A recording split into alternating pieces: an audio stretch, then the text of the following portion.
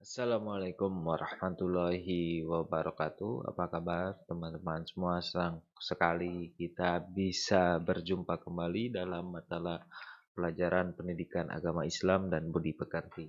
Untuk mata pelajaran kali ini kita akan membahas tentang Islam dan tanggung jawab. Sebelumnya kita telah membahas materi tentang kerja keras. Sekarang kita lanjutkan materi ke bagian 2, yakni Islam dan tanggung jawab. Untuk itu mari kita simak materinya bersama-sama supaya kita bisa belajar bersama-sama. Tapi saya ingatkan kembali untuk tetap menjaga kesehatan dengan terus menerapkan protokol kesehatan di masa pandemi ini dengan tetap menjaga jarak dan memakai masker ketika keluar rumah dan sering mencuci tangan pakai sabun atau membawa hand sanitizer sebagai salah satu alat untuk membersihkan tangan kita. Baik, Islam dan tanggung jawab. Dalam catatan sejarah ulama, terdahulu diriwayatkan Khalifah Umar bin Abdul Aziz dalam satu sholat tahajudnya, dia membaca surat As-Saffat ayat 22 sampai 24, yang artinya kepada para malaikat diperintahkan, kumpulkanlah orang-orang yang zalim beserta teman sejawat mereka dan sesembahan-sesembahan yang selalu mereka sembah selain Allah. Maka tunjukkanlah kepada mereka jalan ke neraka, dan tahanlah mereka di tempat pemberhentian karena sesungguhnya mereka akan dimintai pertanggungjawaban. Khalifah Umar bin Abdul Aziz mengulangi ayat tersebut beberapa kali karena merenungi besarnya tanggung jawab seorang pemimpin. Dalam riwayat lain, Umar bin Khattab RA mengungkapkan besarnya tanggung jawab seorang pemimpin di akhirat nanti dengan kata-katanya yang terkenal, ya. Seandainya seekor keledai terperosok di kota Baghdad, niscaya Umar akan dimintai pertanggungjawabannya seraya ditanya, mengapa tidak meletakkan jalan untuknya? Itulah dua contoh dari ribuan contoh yang pernah dilukiskan oleh para sahabat dan ulama tentang tanggung jawab pemimpin di hadapan Allah Subhanahu wa taala kelak. Prinsip tanggung jawab dalam Islam itu berdasarkan atas perbuatan individu sebagaimana yang ditegaskan dalam surat Al-An'am. Dan tidaklah seseorang membuat dosa melainkan kemadaratannya kembali kepada dirinya sendiri. Dan seorang yang berdosa tidak akan memikul dosa orang lain. Dan juga dalam surat Al-Mudaththir ayat 38, tiap diri bertanggung jawab atas apa yang telah diperbuatnya. Tanggung jawab merupakan perbuatan individu sebagai suatu gerakan yang dilakukan pada waktu, tempat, dan kondisi-kondisi tertentu yang mungkin dapat meninggalkan bekas atau pengaruh pada orang lain. Oleh karena itu, tanggung jawab seseorang tidak terbatas hanya pada amalannya saja, atau sekedar dapat melewati batas waktu yang tak terbatas. Apabila akibat dan pengaruh amalannya itu masih terus berlangsung, melainkan sampai manusia meninggal dunia, tanggung jawab itu tetap ada. Seorang yang cerdas selayaknya merenungi hal ini sehingga tidak meremehkan perbuatan baik sekecil apapun dan tidak gegabah berbuat dosa walau sekecil biji sawi.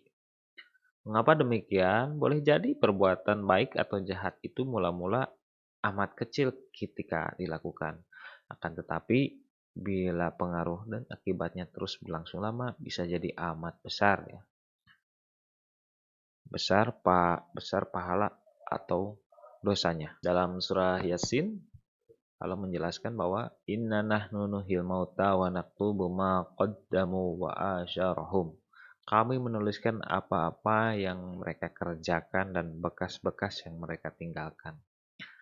Ayat ini menegaskan bahwa tanggung jawab itu tidak saja terhadap apa yang diperbuatnya, tetapi melebar sampai akibat dan bekas-bekasnya dari perbuatan tersebut. Orang yang meninggalkan ilmu yang bermanfaat, sedekah, Jariyah atau anak yang soleh akan meninggalkan bekas kebaikan selama masih berbekas sampai kapanpun. Jelaslah bahwa orang yang berbuat baik atau berbuat jahat akan mendapat pahala atau menanggung dosanya ditambah dengan pahala atau dosa orang-orang yang meniru perbuatannya. Dalam surat An-Nahl ayat 25 Allah menegaskan bahwa Ucapan mereka menyebabkan mereka memikul dosa-dosanya dan sepenuh-penuhnya pada hari kiamat. Dan sebagian dosa orang yang mereka sesatkan yang tidak mengetahui sedikit pun bahwa mereka disesatkan. Ingatlah, amat buruklah dosa yang mereka pikul itu. Di sini kita merenung sejenak seraya bertanya, apabila yang memerintahkan kejahatan atau kedurhakaan itu seorang pemimpin yang memiliki kekuasaan penuh, apakah dia saja yang akan menanggung dosa dan dosa rakyatnya karena mereka dipaksa? Ataukah rakyat juga harus menanggung dosanya walau ia dilakukan di bawah ancaman paksaan tersebut? Menurut hemat saya, seorang penguasa dianggap tidak memaksa selama rakyat masih bisa memiliki kehendak yang ada dalam dirinya. Perintah seorang baik secara lisan maupun tulisan tidak berarti melepaskan seorang bawahan dari tanggung jawab atas semua perbuatannya. Al-Quran mencela orang-orang yang melakukan dosa dengan alasan pimpinannya menyuruh berbuat dosa. Dalam surat Al-Ahzab ayat 66-67, Allah menegaskan bahwa pada hari ketika muka mereka dibolak-balikan dalam neraka, mereka berkata, alangkah baiknya andai kata kami taat kepada Allah dan taat pula kepada Rasul. Dan mereka berkata, ya Tuhan kami, sesungguhnya kami telah menaati pemimpin-pemimpin dan pembesar-pembesar kami. Lalu mereka menyesatkan kami dari jalan yang benar. Allah membantah mereka dengan tegas dalam surat Al-Zukhruf ayat 39.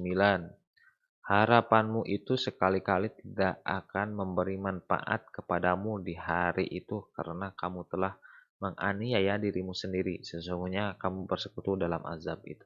Berdasarkan firman tersebut, jelaslah bahwa pemimpin yang zalim tidak akan bisa memaksa hati seseorang kendati mampu memaksa secara lahiriah.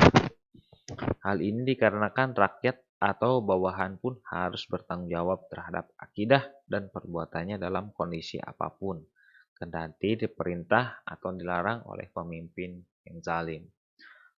Hal seperti ini pernah terjadi pada masa awal Islam di Mekah ketika orang yang masuk Islam dipaksa harus murtad, seperti Bilal bin Rabah, keluarga Yasir.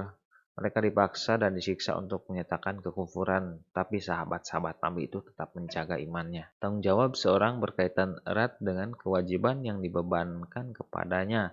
Semakin tinggi kedudukannya di masyarakat, semakin tinggi pula tanggung jawabnya. Seorang pemimpin negara bertanggung jawab atas perilaku diri, keluarga, saudara, masyarakat, dan rakyatnya. Hal ini ditegaskan oleh Allah Subhanahu wa taala. Wahai orang mukmin, peliharalah dirimu dan keluargamu dari api neraka. Surat At-Tahrim ayat 6. Sebagian juga yang ditegaskan Rasul, setiap kamu adalah pemimpin. Nah, setiap pemimpin akan dimintai pertanggungjawaban atas kepemimpinannya. Kita masuk ke bahasan selanjutnya, yakni tentang makna tanggung jawab. Tanggung jawab adalah kesadaran manusia akan tingkah laku atau perbuatannya yang disengaja atau yang tidak disengaja. Tanggung jawab juga berarti berbuat sesuatu sebagai perwujudan kesadaran akan kewajibannya. Masalah tanggung jawab dalam konteks individual berkaitan dengan konteks teologis. Sebagai makhluk individu, manusia harus bisa bertanggung jawab pada dirinya sendiri, yaitu dengan menjaga keseimbangan antara jasmani dan rohaninya sendiri, dan juga harus bertanggung jawab terhadap Allah yang Maha Pencipta. Tanggung jawab manusia sebagai makhluk individual akan lebih kuat jika dia mempunyai kesadaran akan tanggung jawabnya dan akan berusaha dengan sepenuh hati untuk menjalankan tanggung jawabnya bukan sebagai beban tetapi sebagai kesadaran. Dalam konteks sosial, manusia merupakan makhluk sosial. Ia tidak bisa hidup sendiri tanpa orang lain. Nilai-nilai yang diperankan oleh seorang sebagai makhluk sosial harus dipertanggungjawabkan sehingga tidak mengganggu keharmonisan hidup antar anggota sosial dan tidak mengganggu konsensus nilai yang ada, yang telah disetujui bersama. Allah Subhanahu wa taala berfirman dalam surat Al-Baqarah, "Ingatlah ketika Tuhanmu berfirman kepada malaikat, sesungguhnya aku hendak menjadikan seorang khalifah di muka bumi." Dengan demikian, tanggung jawab manusia terhadap Tuhannya timbul karena manusia sadar akan keyakinannya terhadap nilai-nilai yang ada dalam ajaran agamanya. Manusia bertanggung jawab terhadap kewajibannya menurut keyakinan agamanya. Misalnya kita sebagai seorang muslim berkewajiban untuk melakukan sholat 5 waktu dalam sehari. Oleh karena itu, kita harus melaksanakan kewajiban tersebut dengan penuh kesadaran karena kita yakin akan hal tersebut. Dengan demikian, kita telah bertanggung jawab terhadap kewajiban kita sebagai seorang hambanya. Tanggung jawab sangat erat kaitannya dengan kewajiban. Kewajiban merupakan suatu yang dibebankan terhadap seseorang. Kewajiban juga merupakan bandingan terhadap hak. Oleh karena itu, tanggung jawab adalah kewajiban. Sebagai pelajar, maka kewajiban kita adalah belajar. Dengan demikian, kita telah memenuhi kewajiban kita sebagai pelajar. Hal itu berarti bahwa kita telah bertanggung jawab atas kewajiban kita. Akan tetapi, kita menghadapi ujian dan kita sadar akan kewajiban kita untuk belajar.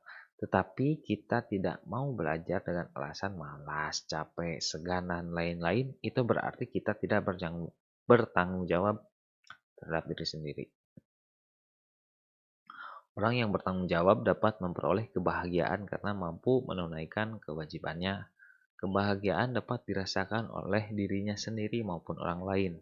Sebaliknya, orang yang tidak bertanggung jawab akan menghadapi kesulitan sebab ia tidak mengikuti aturan norma atau nilai yang berlaku.